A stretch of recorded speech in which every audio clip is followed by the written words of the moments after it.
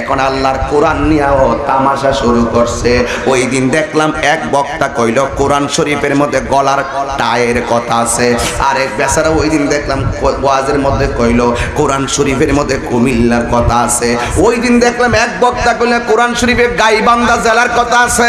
আর গতকাল দেখলাম এক মৌলবী হাজার হাজার মানুষের সামনে বলতেছে কোরআন শরীফে নাকি দিনাজপুরের কথা আছে। নাউজুবিল্লাহ জোরে কোন? এইগুলো তামাশা শুরু হয়েছে। কথা বলেন ঠিক কিনা বলেন?